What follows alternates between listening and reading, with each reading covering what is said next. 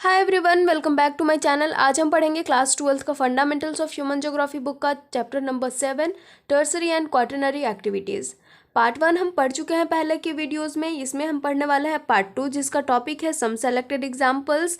तो guys, playlist given है description box में, आप वहां से सारे चैप्टर्स पढ़ सकते हो। एंड अगर आपको नोट्स चाहिए तो आपको इंस्टाग्राम आईडी पे हैंड नोट्स मिल जाएंगे, जिसका लिंक भी नीचे डिस्क्रिप्शन बॉक्स में दिया हुआ है। तो चलिए, आज का जो टॉपिक है हमारा, हम उसे शुरू करते हैं। जो टॉपिक है हमारा वो है सम सेलेक्टेड एग्जांपल्स। तो ये जो सेलेक्टेड एग्जांपल्स है वो किस चीज़ का हम पढ़ने वाले हैं अभी। तो अभी हम टर्सरी एक्टिविटी में ही थे, तो हम टर्सरी एक्टिविटी का ही ये एग्जांपल्स पढ़ेंगे। तो इसमें क्या है, पहला टूरिज्म है। Tourism is travel undertaken for purpose of recreation rather than business. Tourism क्या है, एक ऐसा ट्रैवल है जिसमें कि हम किस पर्पस से कहीं भी जाते हैं, तो बिजनेस के पर्पस से नहीं जाते हैं, रिक्रिएशन के पर्पस से जाते हैं, मौज मस्ती के पर्पस से जाते हैं। वहाँ पे हम किसी बिजनेस के सिलसिले में बाहर कहीं भी नहीं जाते हैं। इसमें it has become the world single largest tertiary activity in total registered jobs and total revenue 40% of the total GDP. ये क्या पूरे वर्ल्ड का एक सिंगल लार्जेस्ट टर्सरी एक्टिविटी है जिसमें कि 250 मिलियन पीपल्स जो हैं वो उनका रजिस्टर्ड जॉब्स हैं, एंड जो टोटल रेवेन्यू होता है वो 40% होता है टोटल जीडीपी का। Besides, many local persons are employed to provide services like accommodation, meals, transport, entertainment and special shops serving the tourist. इसमें क्या होता है, लोकल पर्सन्स एम्प्लॉयड होते हैं जो कि सर्विसेज प्रोवाइड कराते हैं, जिसमें अकोमोडेशन होता है, मिल से रिलेटेड सर्विसेज होते हैं, transport, entertainment and special shops, ये सारी चीज़ें वो प्रोवाइड कराते हैं local persons. Tourism fosters the growth of infrastructure industries, retail trading and craft industries. Tourism से क्या हो रहा है, जो इंफ्रास्ट्रक्चर इंडस्ट्रीज है, रिटेल ट्रेडिंग जो चीज़ें हैं वो सारी चीज़ें ग्रो कर रही हैं। In some regions, tourism is seasonal because the vacation period is dependent on favorable weather condition. बहुत सारे रीज़न होते हैं, कुछ ऐसे रीज़न हैं जिसमें कि जो टूरिज्म होता है वो क्या होता है, सीजनल होता है, बिकॉज वहाँ के लिए उन्हें वेदर कंडीशन जो है फेवरेबल चाहिए होता है। But many regions attract visitors all the year round. But कुछ ऐसे रीजन्स भी हैं जो कि क्या करते हैं, पूरे साल टूरिस्ट को अट्रैक्ट करते हैं अपनी तरफ, हमेशा क्या रहता है वो सेम रहता है, उनमें कोई भी चेंजेस नहीं होते हैं, जिससे कि टूरिस्ट वहाँ पर जाना पसंद करते हैं। जो आगे का है हमारा वो है टूरिस्ट रीजन्स। तो हम अब टूरिस्ट रीजन के बारे में भी पढ़ेंगे कि कौन कौन से रीजन है भाई जो अट्रैक्ट करते हैं। तो टूरिस्ट रीजन है हमारा, the warmer places around the Mediterranean coast and the west coast of India are some of the popular tourist destination in the world. पूरे वर्ल्ड की यहाँ पे बात हो रही है, जिसमें कि warmer places around Mediterranean coast, जो मेडिटेरेनियन कोस्ट है, मेडिटेरेनियन सी के अराउंड में जो प्लेसेस हैं वो क्या है, वार्मर प्लेसेस हैं, जिसकी वजह से लोग जो ठंडे प्रदेश में रहते हैं वहाँ पे जाना पसंद करते हैं। एंड यहाँ पे हमारे इंडिया का भी एग्जाम्पल दिया है, वेस्ट कोस्ट ऑफ इंडिया, जिसमें आप गोवा बीचेस वगैरह का एग्जाम्पल ले सकते हो।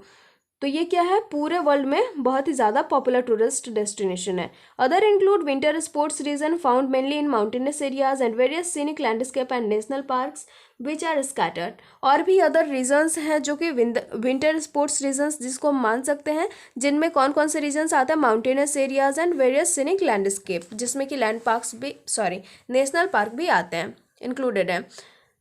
Historic towns also attract tourist because of the monument, heritage sites and cultural activities. जो हिस्ट्रिक टाउन्स होते हैं, हिस्ट्री से रिलेटेड, एंशियंट टाइम से रिलेटेड जितनी भी चीज़ें होती हैं, मॉन्यूमेंट्स जो भी होते हैं, वो क्या करते हैं, टूरिस्ट को अट्रैक्ट करते हैं अपनी तरफ, जिसकी वजह से हिस्ट्रिकल प्लेस पे भी लोग जाकर के घूमना पसंद करते हैं।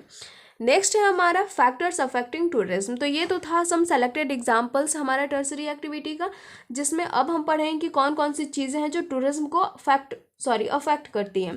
तो पहला है demand. Since the last century, the demand for holidays has increased rapidly. Improvements in the standard of living and increased leisure time permit many more people to go on holidays for leisure. तो last century से क्या होते आ रहा है कि जो holidays की जो डिमांड्स है वो इंक्रीज़ होती जा रही है, मतलब तेज़ी से बढ़ रही है, बिकॉज जो स्टैंडर्ड ऑफ लिविंग है पीपल्स की वो उसमें बहुत ज़्यादा इम्प्रूवमेंट आ रहा है, उनके पास जो टाइम है वो ज़्यादा हो रहा है, इसलिए वो कहाँ जाना पसंद करते हैं, घूमने जाना पसंद करते हैं। नेक्स्ट जो है वो है ट्रांसपोर्ट। ट्रांसपोर्ट कैसे अफेक्ट करता है वो देखते हैं हम। The opening up of tourist areas has been aided by improvement in transport facilities. तो जैसे जैसे क्या हो रहा है कि टूरिज्म जो टूरिस्ट प्लेसेस हैं वो डेवलप्ड हो रहे हैं, वैसे वैसे वहाँ की ट्रांसपोर्ट फैसिलिटीज़ में भी इम्प्रूवमेंट आ रहा है। Travel is easier by car with better road system. जहाँ पे रोड सिस्टम बेटर है जिस टूरिस्ट प्लेस पे, वहाँ पे लोग ईजिली कार से जाना पसंद करते हैं, कार से ट्रैवल करना पसंद करते हैं। More significant is recent years has been the expansion in air transport. तो पिछले सालों से क्या हो रहा है, मतलब पिछले कुछ सालों से ऐसा हो रहा है कि ट्रांसपोर्ट एयर ट्रांसपोर्ट है वो भी इस चीज़ में शामिल हो चुका है। टूरिस्ट प्लेसेस में टूरिस्ट ट्रांसपोर्ट में शामिल हो चुका है। For example, air travel allows one two travel anywhere in the world in a few hours of flying time from their homes. The advent of package holidays had reduce the cost. इसमें होता क्यों है ऐसा, इसमें air transport जो है कैसे शामिल हो गया, बिकॉज यहाँ पे टाइम की कमी होती है। मतलब कि अगर किसी के पास 2 दिन की छुट्टी मिली तो वो क्या कर सकता है कि फ्यू आवर्स में वो कहीं भी जा पहुँच सकता है, वहाँ पे आराम से एक दिन आराम से घूम सकता है, फिर वापस भी आ सकता है तुरंत से। तो एयर ट्रांसपोर्ट इसमें क्या है, बहुत ही अच्छी भूमिका निभा रहा है। और जो एडवेंट है पैकेज का, अगर पैकेज हॉलीडे का चाहिए तो इसमें क्या होता है कि कॉस्ट भी रिड्यूस हो जाता है, उनके पैसे जो है कम लगते हैं। नेक्स्ट है हमारा टूरिस्ट अट्रैक्शन। तो अभी तक तो हमने पढ़ा कि फैक्टर्स कौन कौन से जो टूरिज्म को अफेक्ट कर रहे हैं। अब हम पढ़ेंगे कि कौन कौन से प्लेसेस हैं, क्या चीज़ें होती है जो टूरिस्ट को अट्रैक्ट करती है अपनी तरफ।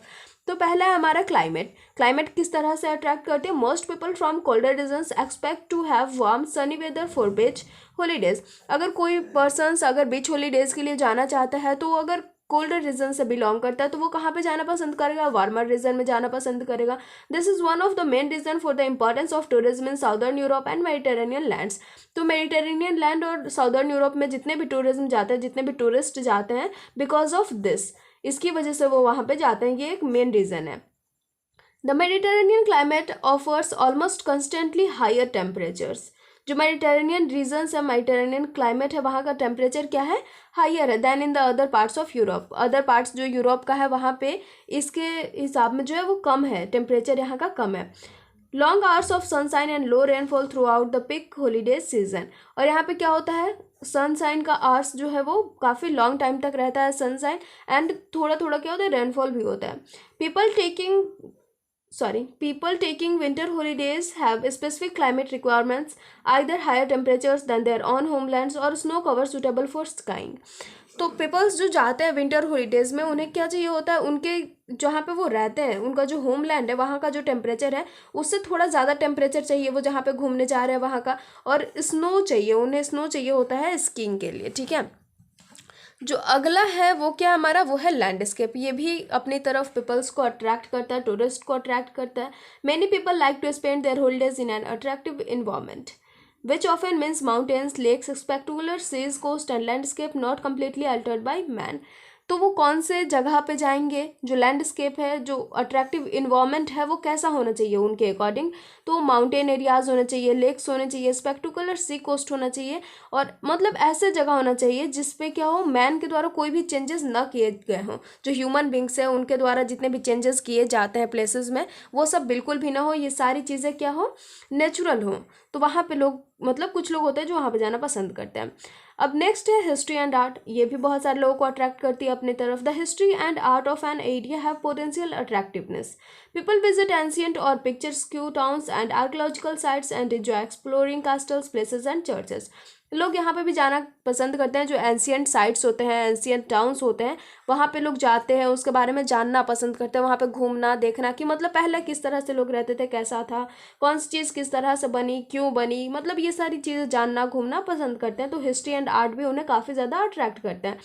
नेक्स्ट है cultural and economy. Culture and economy कैसे अट्रैक्ट करता है, this attract tourist with a pendant for experiencing ethnic and local customs. Besides, if a region provides for the needs of tourists at the cheap cost, it is likely to become very popular. Homestay has emerged as a profitable business, such as Heritage Homes in Goa, Medicare and Gorg in Karnataka. तो ये जो culture and economy, अगर कोई भी peoples जहाँ पे रह रहे हैं तो वो अगर कहीं पे वो घूमने गए according to culture and economy, तो वो पॉपुलर कैसे होगा, तो वहाँ पे उन्हें चीप कॉस्ट पे सारी चीज़ें अगर मिलती हैं, जो उनकी नीड्स हैं अगर वो चीप कॉस्ट पे पूरी होती हैं, तो क्या है, वो प्लेस जो है बहुत ही ज़्यादा पॉपुलर होगा। तो अभी जो पॉपुलैरिटी में है वो क्या है, होम स्टे, रहने का जो घर मिलता है वो काफ़ी ज़्यादा पॉपुलर हो रहा है अभी। कहाँ पे, एज अ बिजनेस के रूप में, प्रॉफिटेबल बिजनेस के रूप में ये काफ़ी ज़्यादा पॉपुलर है।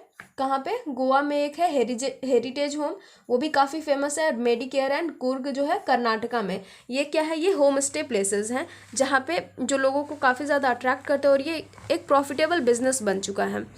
जो अगला है वो क्या है हमारा, medical services for overseas patients in India. About 55,000 patients from USA visited India in 2005 for treatment. About मतलब 55,000 पेशेंट्स जो है यूएसए से हमारे इंडिया में विजिट करे थे 2005 में। किस वजह से? तो ट्रीटमेंट के लिए। This is still a small number compared with millions of surgeries performed each year in the US health care system. जो यूएस के हेल्थ केयर सिस्टम में हर साल जितने भी मिलियंस ऑफ सर्जरीज होते हैं उससे तो ये काफ़ी ज़्यादा कम अमाउंट था। India has emerged as a leading country of medical tourism in the world. पूरे वर्ल्ड में इंडिया क्या है? Medical tourism, as a medical tourism emerged हो चुका है। World class hospitals located in metropolitan cities cater to patients all over the world. पूरे world से जितने भी पेशेंट्स आते हैं उनके लिए मेट्रोपॉलिटन सिटी काफ़ी ज़्यादा अच्छा है। बिकॉज ये क्या है कि मतलब बड़े बड़े सिटीज़ होते हैं तो यहाँ पे लोगों को आने में कोई भी दिक्कत परेशानी नहीं होती, आराम से पहुँच जाता है, उनका जो भी ट्रीटमेंट होता है आराम से हो जाता है। Medical tourism brings abundant benefits to developing countries like India, Thailand, Singapore and Malaysia. Malaysia, India, Thailand, Singapore ये जो कंट्रीज़ हैं इनको काफ़ी ज़्यादा बेनिफिट हो रहा है मेडिकल टूरिज्म से। Beyond medical tourism is the trend of outsourcing of medical tests and data interpretation. Hospitals in India, Switzerland and Australia have been performing certain medical services. जो हॉस्पिटल्स हैं हमारे इंडिया का, Switzerland के, Australia के, वो कौन कौन से सर्विसेज परफॉर्म कर रही है उनके नेम भी यहाँ पे लिखे हुए हैं। तो पहला है हमारा रेंजिंग फ्रॉम रेडियोलॉजी इमेजेस, दूसरा है इंटरप्रेटिंग मैग्नेटिक रेजोनेंस इमेजेस और तीसरा है अल्ट्रासाउंड। ये तीनों है जो कि मेडिकल टूरिज्म में काफ़ी ज़्यादा परफॉर्म्ड हो रहे हैं। जो आगे हमारा वो है outsourcing holds tremendous advantage for patients if it is focused on improving quality और प्रोवाइडिंग स्पेशलाइज्ड केयर। क्या है? आउटसोर्सिंग जो है वो काफ़ी एक बहुत ही अच्छा एडवांटेज है पेशेंट्स के लिए अगर ये स्पेशलाइज्ड केयर प्रोवाइड कर रहा है, अगर जो क्वालिटीज़ है उसे इम्प्रूव कर रहा है तो। अगला हमारा अब क्वाटरनरी एक्टिविटीज़, मतलब कि हमारा जो टर्सरी एक्टिविटी था वो अब ख़त्म हो चुका है। अब हम क्वाटरनरी एक्टिविटीज़ के बारे में पढ़ेंगे। What do a CEO of an MNC in Copenhagen and New York and a medical transcriptionist at Bangalore have in common? जो MNC का CEO है न्यूयॉर्क का, उसमें और हमारे यहाँ का जो बेंगलोर का मेडिकल ट्रांसक्रिप्शनिस्ट है उसमें कॉमन क्या है?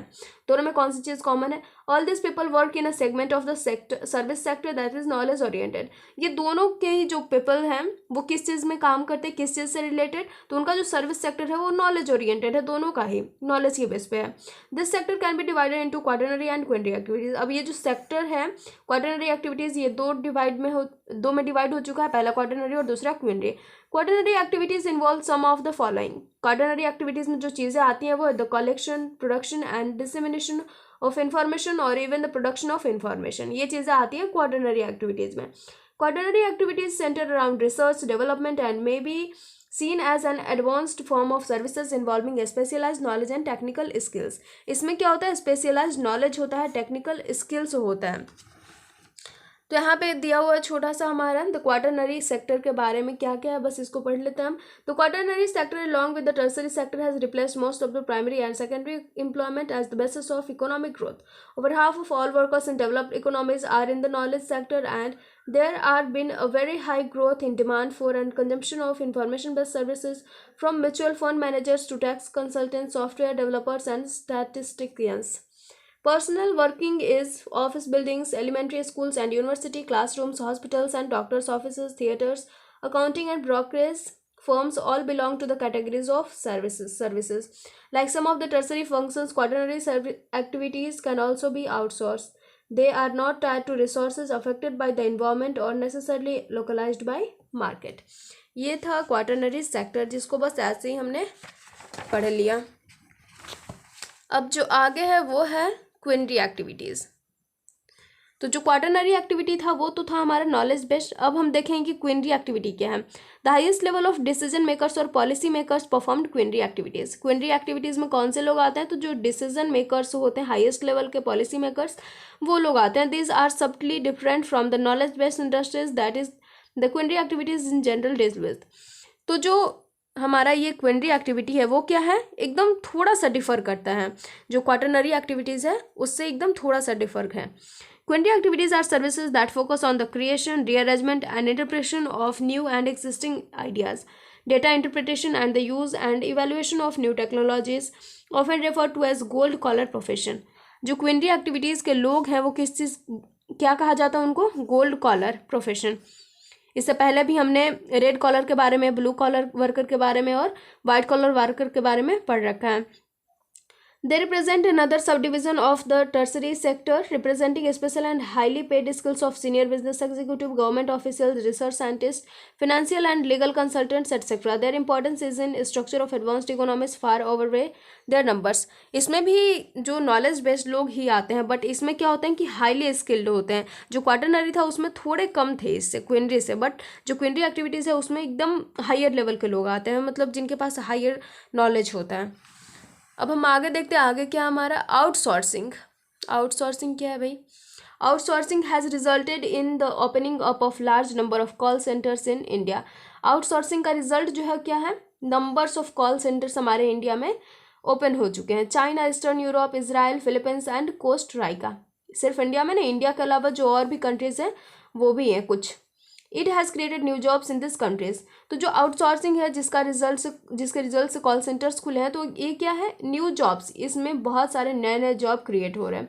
Outsourcing is coming to those countries where cheap and skilled workers were available. Outsourcing कहाँ पे हो रहा है? तो जहाँ पे चीप और स्किल्ड वर्कर्स इजली अवेलेबल हैं। These are also out migrating countries. ये कौन कौन से कंट्रीज हैं? तो जहाँ पे आउट माइग्रेशन ज़्यादा होता है। With the work available through outsourcing, the migration in these countries may come down. तो आउटसोर्सिंग की वजह से जो नए नए जॉब्स हमारे इंडिया में, या फिर जो कंट्रीज़ का नाम हमने पढ़ा, तो यहाँ पर जो नए नए जॉब क्रिएट हो रहा है, इसकी वजह से अब क्या हो रहा है कि माइग्रेशन जो है वो थोड़ा डाउन हो रहा है। Outsourcing countries are facing resistance from job seeking youths in their respective countries. काफ़ी ज़्यादा फेस करना पड़ता है, यूथ का जो प्रॉब्लम होता है वो देखना पड़ता है, बिकॉज ऑफ जो जॉब है वो कम बढ़ जाते हैं। The comparative advantage is the main reason for continuing outsourcing. इसका एक कंपैरेटिव एडवांटेज है जिसकी वजह से आउटसोर्सिंग क्या है? कंटिन्यू है। New trends in quinary services include knowledge processing outsourcing and home shoring. जो नए ट्रेंड्स हैं क्विनरी एक्टिविटीज़ के वो क्या है? नॉलेज प्रोसेसिंग आउटसोर्सिंग, जिसको हम KPO, शॉर्ट फॉर्म इसका KPO, and home shoring. The latter as an alternative to outsourcing. The KPO industry is distinct from business process outsourcing as it involves highly skilled workers. जो KPO industry है वो काफ़ी ज़्यादा different है किससे? Business process outsourcing से, because इसमें highly skilled workers होते हैं। It is information driven knowledge outsourcing.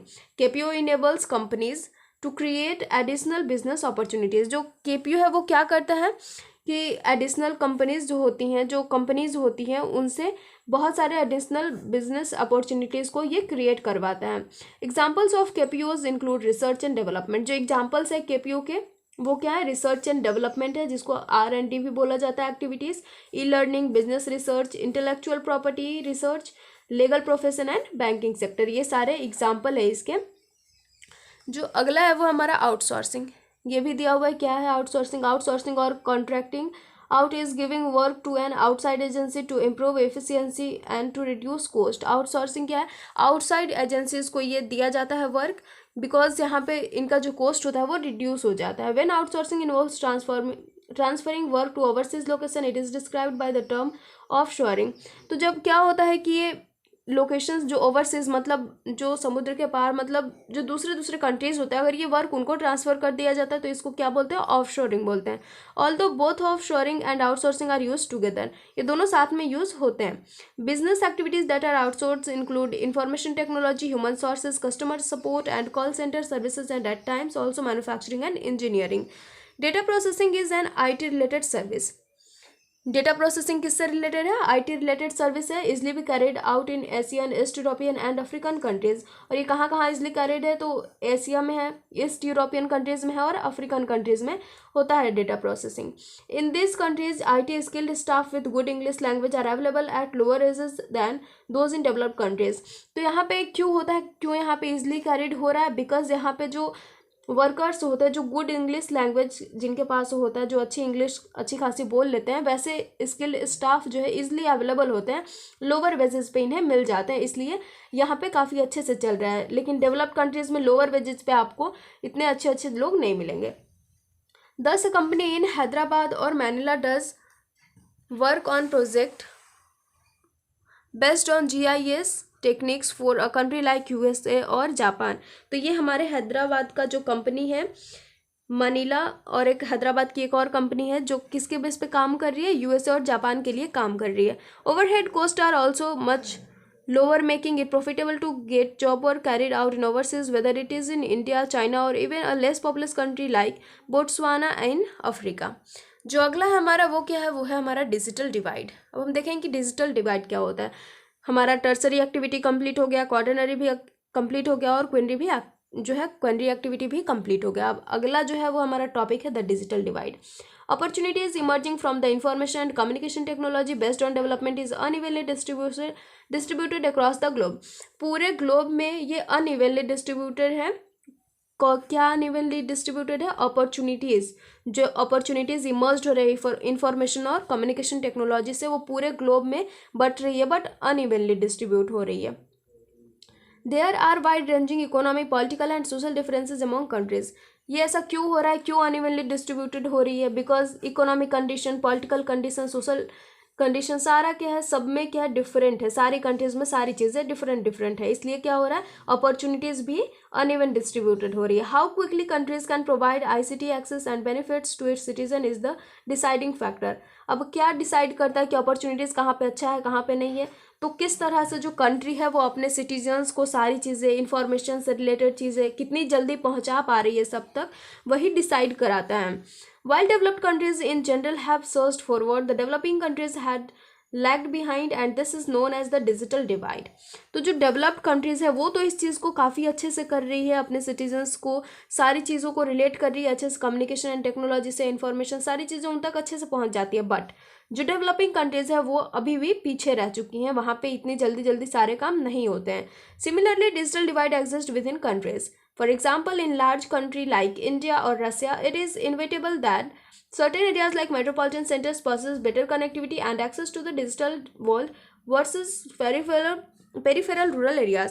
तो हम अगर इंडिया की ही बात कर ले तो इंडिया और रसिया का यहाँ पे बात हुआ है, जिसमें कि जो मेट्रोपॉलिटन सेंटर्स है वहाँ पे कनेक्टिविटी बेटर है, बट जो रूरल एरियाज़ की अगर हम बात कर ले तो वहाँ पे कनेक्टिविटी बिल्कुल भी बेटर नहीं है। तो गाइज़ ये था हमारा डिजिटल डिवाइड और ये चैप्टर हमारा यहीं पे ख़त्म होता है। सो आई होप आपको ये वीडियो अच्छी लगी होगी, ये चैप्टर समझ में आया होगा।